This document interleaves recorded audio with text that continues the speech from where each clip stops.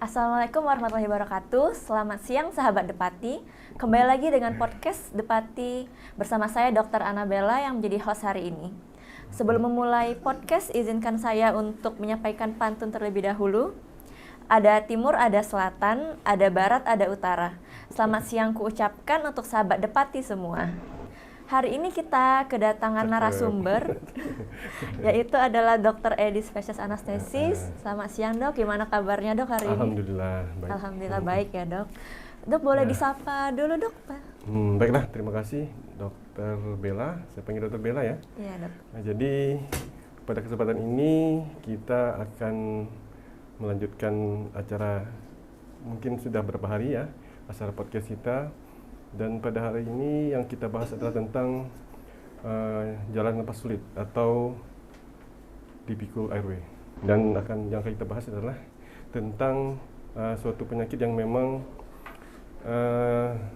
tidak populer, tapi sebenarnya banyak kejadiannya dan bahkan bisa menyebabkan mortalitas pada pasien tersebut apabila tidak tertangani dengan baik dan benar.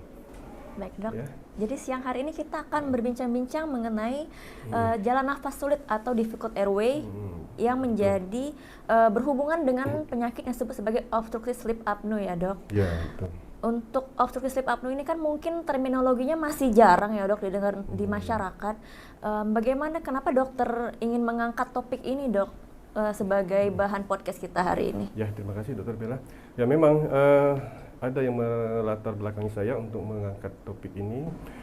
Yang pertama adalah kasus OSA ini, saya singkat OSA, obstructive sleep airway ini. Kejadiannya banyak sebenarnya, tapi tidak terdiagnosis dan angka kejadian mortalitas akibat tidak terdiagnosis tersebut cukup besar.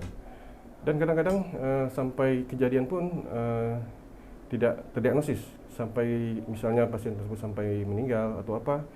Kadang-kadang loh, dia tidur tiba-tiba tanpa penyebab apa-apa atau pasien tersebut meninggal. Itu ada kan kejadian? Iya, banyak loh. Iya. Itu yang pertama. Yang kedua, ya sebagai edukasi untuk kami para dokter dan terutama saya sebagai pelayan di bidang anestesi, memang pada durante operasi, maksud saya peri-operasi, kasus-kasus yang terindikasi untuk OSA ini memang banyak. Dan dalam waktu beberapa minggu ini kemarin juga kami banyak menemukan, bahkan ya ada sampai yang tidak tertolong karena memang tidak terdiagnosis bahwa pasien tersebut ternyata menderita OSA tersebut.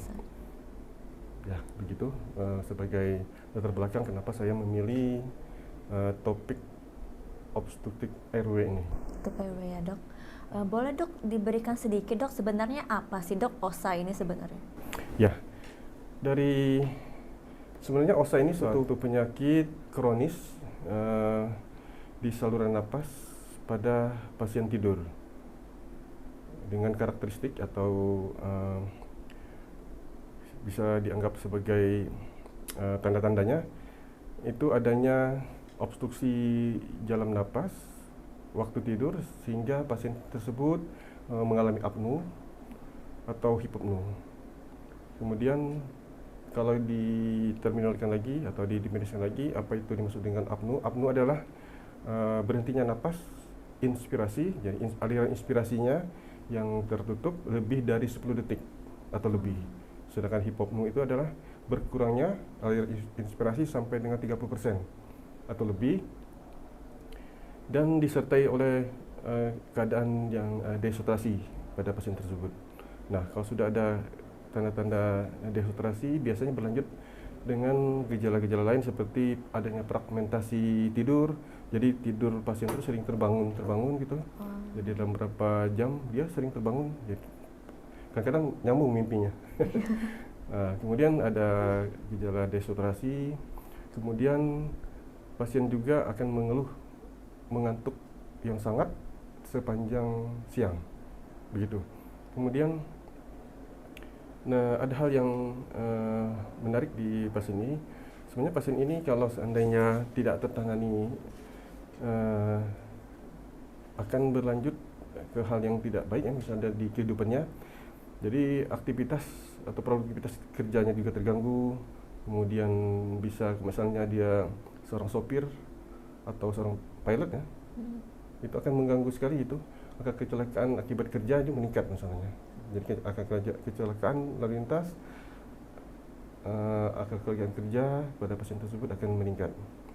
Kemudian ya, seandainya tidak tertangani terus, akibat adanya dehidrasi, akibat adanya gangguan pertukaran gas di dalam tubuh kita itu, maka akan berdampak pada kesehatan kardiovaskuler juga. Kemudian berlanjut ke gangguan metabolisme, kemudian juga akan menyebabkan, ini yang tidak enak, neurokognisi juga terganggu untuk ke pasien-pasien tersebut. Berarti pasien sering mudah lupa kayak gitu ya dok? Ya, kondisi. ya demikian. Mungkin ada pertanyaan lagi, Mbak? Berarti dok untuk OSA ini seperti silent killer ya dok? Ya, betul sekali. Jadi memang dari awal tadi saya katakan pasien itu tidak terdiagnosis atau pasien itu tidak tertangani, dehidrasi. Kalau misal di meja operasi mungkin kita bisa ya mengatasinya. Tapi kalau sudah di ruang recovery room, kita anggap pasien tersebut sudah bagus. Tapi kan di recovery room biasanya kita pasang monitor ya. Tiba-tiba sudah bangun, bunyi dehidrasi, kedengaran titit. Nah itu, kenapa pasien ini ternyata dia tuh tertidur lagi, padahal efek obat anestesi sudah hilang dan mengalami ini henti napas karena itu tadi ada obstruksi di jalan napasnya. Ya, dok. Untuk gejala yang lebih jelas dilihat pasien ada nggak dok? Misalnya contohnya kayak mengorok mungkin dok? Ya, ada beberapa gejala ya dari pasien OSA ini. Yang pertama adalah memang itu tadi mendengkur ya, kemudian merasa tercekik waktu tidur malam. Ini malam biasanya kejadiannya. Kemudian juga terbangun tidur karena ada obstruksi di jalan napasnya. Kemudian insomnia akibat karena sering terbangun malam itu. Kemudian rasa kantuk yang berlebih sepanjang hari. Kemudian rasa pusing di pagi hari. Kemudian gangguan memori, jadi gangguan konsentrasi, mudah lupa. Kemudian ada juga yang sampai gangguan emosional, jadi mudah marah pasiennya. Dan ada juga yang lanjut gangguan disfungsi ereksi, kemudian penurunan libido. Demikian. Baik dok, kalau untuk gejala seperti mengorok kan masyarakat ini tampak seperti menormalisasi sebenarnya ya dok. Sebenarnya seberapa banyak sih dok angka kejadian OSA ini di masyarakat? Ya, kalau di Indonesia data tahun 2022 yang saya baca di Indonesia Journal of Chest itu, kalau laki-laki itu sekitar 14% dari populasi. Sedangkan perempuan itu 5% dari populasi. Kalau di Amerika sana sudah membuat gradasi, mereka membuat semacam klasifikasi untuk pasien OSA ini melalui yang namanya AHI ya, apnu hypopnu index namanya. Jadi apabila dalam 1 jam itu terbangun apnu 5 sampai 10 kali, itu dianggap AHI ringan. Kemudian 10 sampai 30 kali bangun dalam 1 jam itu AHI sedang. Apabila di atas 30 itu AHI berat. Jadi kalau di Amerika sana data terakhir itu 10% untuk AHI ringan, kemudian sekitar 5,8% AHI sedang dan 6,5% AHI berat. AHI itu apnu hypopnu index. Itu menandakan adanya populasi untuk OSA tadi di Amerika. Itu data di Amerika. Kalau di kita mungkin belum ada untuk menentukan ini, tapi ada yang pernah saya baca itu rumah sakit di Minto Harjo ya, rumah sakit Angkatan Laut, ada mahasiswa kedokteran justru yang meneliti angka OSA di rumah sakit tersebut. Sangat tinggi, itu hampir berapa persen dari yang diteliti itu ternyata menderita OSA, dan mereka direkomendasikan untuk mendapatkan terapi untuk OSA tersebut. Ya, Cukup begitu. banyak ya dok, berarti masyarakat yang terkena OSA sampai 14% untuk pria. Mungkin dari pendengar podcast ini penasaran juga dok, bagaimana sih dok OSA itu bisa terjadi? Ya, OSA itu bisa terjadi ya. Ini kita berbicara patofisiologi lah berarti ya, Mbak ya. Iya dok. Jadi kalau secara patogenesis memang multifaktor ya, Mbak ya. Ya terbelah. Jadi yang penyebab dari OSA ini bisa anatomi penyebabnya, bisa non anatomi. Kalau dari anatomi ya adanya gangguan pada anatomi paringeal atau mungkin di maksuloparingealnya yang menyebabkan terjadinya patofisiologi dari OSA tersebut. Kalau dari non anatomi atau neuromuskularnya bisa dari gangguan atau kerusakan dari otot dilator paring. Otot dilator paring. Jadi kalau seandainya kita dalam kondisi tertidur itu aktivitas dari otot dilator paring itu menurun, sedangkan otot itu adalah penyangga dari lidah jatuh ke belakang, akhirnya tertutup. Nah kalau misalnya seandainya tidak ada kelainan anatomi tadi, makanya antara anatomi dengan non anatomi itu saling berkaitan gitu. Jadi bisa ada kelainan tonsil, pembesaran hipertrofi tonsil, kemudian ada udema di rongga mulut misalnya, atau mungkin pasien obes itu akan terjadi OSA dengan mudah kalau seandainya dalam waktu atau keadaan tidur tadi.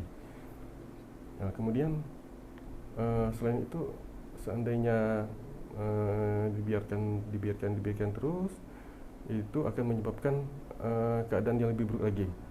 Terutama misalnya seandainya dia penderita jantung, penyakit jantung, gagal jantung, kemudian gagal ginjal stadium lanjut, kemudian pasien hipertensi, itu ada sering bengkak di kaki kan, bengkak di kaki. Itu kalau dibiarkan kan biasanya bengkaknya menjalar ke atas. Nah, itu akan mengganggu dari ya kemampuan dari otot-otot pernapasan atas untuk mengontrol jalan napas. Itu sering terjadi OSA pada pasien-pasien yang seperti itu. Jadi kalau misalnya kita tidur itu, jadi otot-otot dilator paring itu diantaranya adalah otot, ada yang namanya otot genioglossus, geniohyoid, kemudian ada stenohyoid, tensor palatini, dan pterygoid namanya. Nah itu otot itu akan menyangga lidah tersebut. Ya, kalau seandainya ini akan terdorong waktu kita tidur, dia melalui saraf tentunya. Di saraf di otak itu ada yang namanya neuron yang mengatur itu di medula oblongatanya. Nah itu terganggu sinyalnya ke melalui aferen ke jalan napas atas bawah, terus membuat kondisi lebih buruk lagi pada kondisi yang saya sebutkan tadi, pasien yang dengan gangguan-gangguan atau komorbid yang tadi sebutkan tadi, baik itu pembesaran tonsil, ada obesitas, kemudian pasien yang gagal jantung, penyakit ginjal stadium lanjut. Nah begitu, kira-kira seperti itu. Berarti banyak sekali ada faktor-faktor yang bisa menyebabkan, bisa darah tinggi, kemudian orang yang kegemukan juga ya dok. Kemudian dok, untuk gejalanya kan mungkin agak belum terlalu khas, dan dok takutnya nanti masyarakat itu akan self diagnos dok, atau mendiagnosa diri sendiri. Sebenarnya gimana sih dok kriteria untuk mendiagnosis OSA ini dok? Ya, jadi tentunya kalau misalnya kita diagnosis suatu penyakit itu mulai dari anamnesa ya. Anamnesa seperti yang saya sebutkan tadi, tanda-tanda yang terjadi pada orang OSA ini, misalnya pasien tersebut sering mendengkur kalau tidur malam.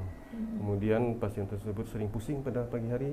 Kemudian ada periode apnu atau henti napas waktu dia tidur malam. Kemudian pasien itu juga sering seperti tadi yang saya bilang gangguan konsentrasi dan mudah lupa. Kalau dari anamnesa dari situ. Kemudian pemeriksaan fisik ya. Pemeriksaan fisik bisa kita lihat pemeriksaan yang tampak dari luar. lingkar leher lebih dari 40 cm, Oh. itu berisiko. Kemudian adanya penyakit, misalnya ada tonsil tadi. Kemudian adanya kerusakan dari otot-otot daerah paring tadi, ya. Misalnya kelainan anatominya, misalnya ada receding mandibula yang mendulanya ke belakang, itu namanya receding mandibula. Kemudian lidah besar, makroglesia. Kemudian ada juga penyakit yang namanya yang gangguan penutupan sutura otak yang terlalu cepat, ya. Jadi bentuk dari kraniumnya beda sama kita, ya. Kemudian ada juga, ya, ada polip misalnya. Kemudian ada gangguan defisiensi dari nasal. Jadi bagian-bagian anatomi yang klien tersebut yang menjadi faktor risiko untuk terjadinya OSA tersebut. Kemudian untuk pemeriksaan penunjangnya, ada yang sebenarnya di Indonesia ini ada sekitar 7 rumah sakit besar yang mempunyai alat ini, dan mereka punya poli tersendiri untuk OSA ini. Jadi ini namanya alat polisonografi. Jadi pasien itu seperti alat untuk memonitor EEG, ya, tapi ini kompleks. Jadi mulai dari kaki, kemudian tangan, otak, perut, juga aktivitas semuanya itu akan dinilai melalui polisonografi ini. Kemudian nanti akan dinilai oleh ahlinya, apakah pasien tersebut menderita OSA atau tidak. Tapi kita tidak punya, ya, alat. Karena memang awal kita podcast ini kan tujuan untuk edukasi dulu, mungkin nanti memaham, mungkin baru tahu bahwa ternyata banyak yang namanya penyakit OSA tersebut. Itu adalah pemeriksaan penunjangnya. Ini adalah pemeriksaan gold standar untuk OSA ini. Berarti kalau sudah diperiksakan itu sudah pasti terdiagnosis OSA, ya, Dok? Ya, ini ada ininya, ada range-nya, karena nanti saya jelaskan di ujungnya. Mungkin ada penyakit lain yang sebagai diagnosis banding, ya, bukan diagnosis, tapi definisi bandingnya dari OSA. Mungkin untuk pertanyaan yang terakhir nih, Dok, pasti pendengar bertanya-tanya nih, Dok, bagaimana sih, Dok, cara penata laksanaannya atau obatnya bisa sembuh atau enggak untuk OSA ini, Dok? Ya, pertama-tama memang yang pertama adalah merubah pola hidup, ya, karena pasien-pasien OSA ini kadang-kadang memang pola hidup yang kurang baik. Misalnya dia sering mengkonsumsi obat penenang, misalnya alkohol.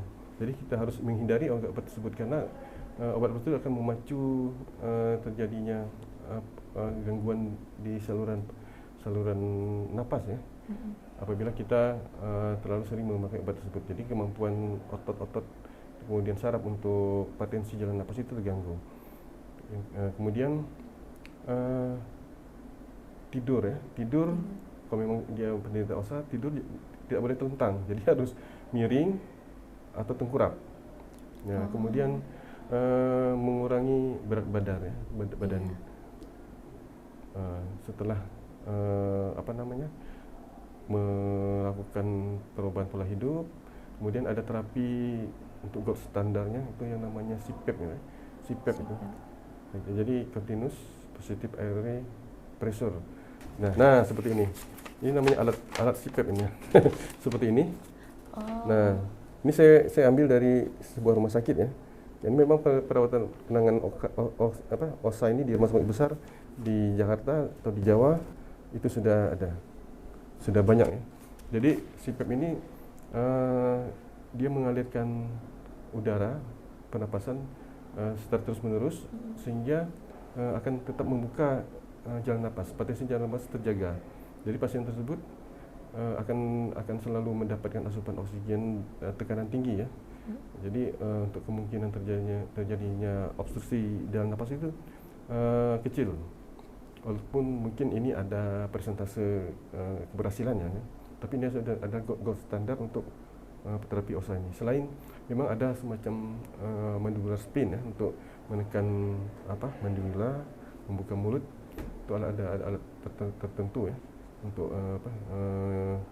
saya tidak bisa menunjukkan di sini karena memang alat tersebut susah banyak bentuknya, tapi mungkin kalau kita dicari mungkin ada di internet. Kemudian yang terakhir adalah tindakan pembedahan. Itu ada pilihan terakhir ya. Pembedahan yang pernah dilakukan mungkin di rumah sakit kita ya, rumah sakit di luar sana. Saya pernah dengar itu mungkin orang sini juga itu yang datang ke Singapura untuk memotong upulanya aja karena dia sering ngorok gitu. Yeah. Jadi ada yang namanya UPPP, upulo palatoplasti. Jadi dia tuh memotong upula yang itu, terus membuang lemak di belakang lidah, kemudian membuang tonsil palatum. Jadi semuanya direseksi semua. Tapi ya, yang saya baca itu komplikasi juga besar, sampai 22%. Sedangkan keberhasilannya mungkin sampai 38%. Tapi itulah pilihan terakhir. Makanya gold standar untuk terapinya tadi saya bilang tadi adalah CPAP tadi. CPAP tadi. Jadi pilihan untuk bedah ini adalah pilihan terakhir untuk dilakukan. Untuk CPAP ini sendiri, Dok, apakah harus digunakan terus-menerus atau ada waktu-waktunya untuk diberhentikan melakukan CPAP? Tujuan dari CPAP ini sebenarnya adalah untuk membuka patensi jalan napas. Apabila patensi jalan napas bagus, maka kondisi pasien itu bisa recovery sendiri untuk bagian-bagian yang perlu diperbaiki. Seperti tadi merubah pola hidupnya tadi kan sambil jalan kan. Nanti akan lama-lama akan sejalan waktu dia akan membaik. Paling tidak bisa meminimal dari mungkin apnu jadi hipopnu. Dan hipopnu mungkin kurang dari 30% ya dari gangguan aliran udaranya. Jadi kalau misalnya kita tidur itu tidur yang normal itu maka akan memperbaiki respon fisiologis kita kan, dan baik untuk jantung. Tapi kalau misalnya seandainya kita terjadi apnu itu ke kardiovaskuler itu sangat buruk. Yang pertama misalnya adanya gangguan gas darah arteri ya.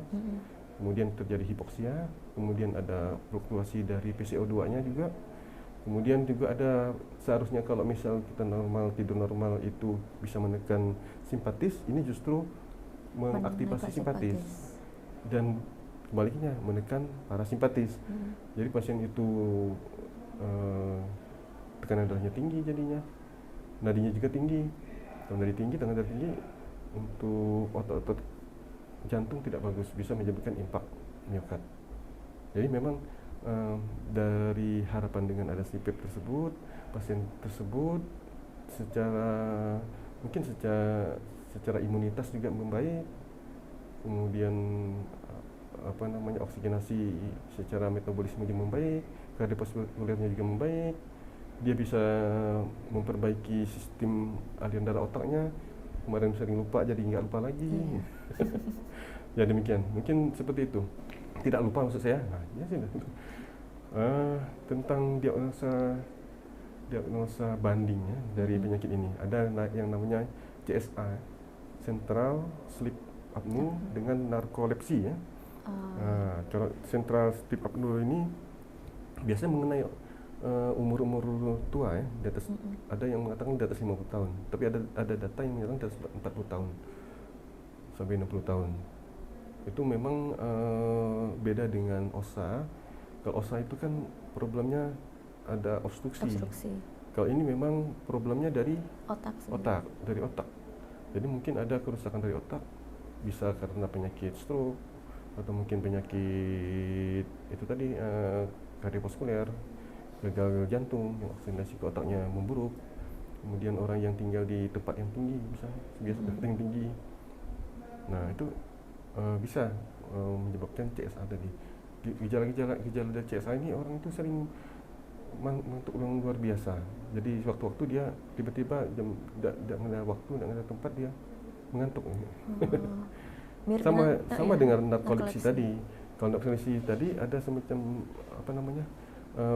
faktor penyebab lain, misalnya ada kerusakan dari otaknya, misalnya ada tumor otak, kemudian cedera otak atau epilepsi. Jadi kalau misalnya kena itu, dia akan mengganggu suatu tempat di otak kita yang mengeluarkan zat yang namanya hipokretin. Hipokretin itu yang nanti yang mengatur ritme tidur kita. Nah, tapi biasanya membedakan dari OSA dan tadi yang namanya CSA tadi adalah umurnya. Kalau narkolepsi biasanya pada umur mulai dari 10 tahun, bahkan 10 tahun sampai 30 tahun, 25 tahun justru. Angka kejadiannya di umur demikian. Jadi beda dengan obstructive sleep apnea tadi, kejadiannya waktu tidur. Kalau nggak tidur dia nggak apa-apa. Kalau OSA ini, apalagi dia lagi seneng ya. Iya. Lagi seneng, nggak tidur seharian, ini nggak terjadi OSA. Tapi kalau seandainya narkolepsi dengan CSA tadi, dia nggak bisa mengatasi. Tiba-tiba aja dia ngantuk, ternyata apnu. Dan semua itu, baik OSA, narkolepsi maupun CSA itu kemungkinan terjadi mortalitas itu tinggi. Bisa saja misalnya narkolepsi tadi dia tidak mengenal waktu dan tempat untuk ngantuk itu kan berbahaya kan. Iya. Mungkin dia lagi nyopir atau lagi di ketinggian atau lagi jalan di tangga atau dia jatuh. Nah itu kan jadi dengan berbagai sebab kejadian mortalitas atau morbiditasnya untuk pasien-pasien gangguan jalan napas ini, jalan napas sulit, pikul airway ini. Demikian. Berarti untuk sahabat podcast sekalian, yang paling penting apabila mengalami mendengkur yang mengganggu tidur, boleh ya dok langsung diperiksakan ke dokter mungkin dok ya? Kalau mau operasi ya. Jadi saya biasanya menanyakan itu. Kalau dari segi anatomi leher pendek, saya langsung nanya itu, bapak atau ibu kalau tidur mendengkur nggak? Nah gitu. Ya mendengkur kata istrinya atau suaminya. Oh ya, jadi kita antisipasi terutama untuk tindakan intubasi misalnya. Itu biasanya sulit intubasinya. Dan post operasi duang RR juga kita harus membuat pengawasan ekstra. Jadi kadang-kadang setelah kita ekstubasi langsung kita kasih OPA, orofaringal airway. Jadi kita pasang OPA untuk menjaga potensi jalan napas dengan sampai lidahnya jatuh menutupi jalan napas. Ya, kita buat kesimpulan ya untuk podcast kita hari ini. Yang pertama bahwa OSA ini adalah suatu penyakit yang memang sering tidak terdiagnosis dan sering menyebabkan mortalitas pada pasien-pasien yang menderita OSA. Kemudian untuk terapi yang pertama adalah perlu untuk merubah pola hidup. Kemudian terapi unggulannya adalah CPAP tadi, itu gold standar untuk terapinya. Kemudian untuk pemeriksaannya adalah polisomnografi tadi, untuk pemeriksaan penunjang yang paling tepat untuk dilakukan. Yang terakhir, ya kita perlu memahami dan menyadari bahwa ada namanya penyakit OSA ini, dan apabila ada tanda-tanda mengarah ke sana, ya mudah-mudahan kalau kita sudah tahu akan bisa mengatasi sedini mungkin terhadap komplikasi yang ada dan tentunya untuk efek sosial dari penyakit ini. Nah, demikian yang bisa saya simpulkan. Terima kasih Dr. Edi Spesialis Anestesi atas penjelasannya. Mungkin sebelum kita tutup, saya akan pantun lagi nih dok. Siang hari makan kuaci, makan bareng Bu Asi. Cukup sekian podcast hari ini. Saya ucapkan terima kasih. Assalamualaikum warahmatullahi wabarakatuh. Waalaikumsalam.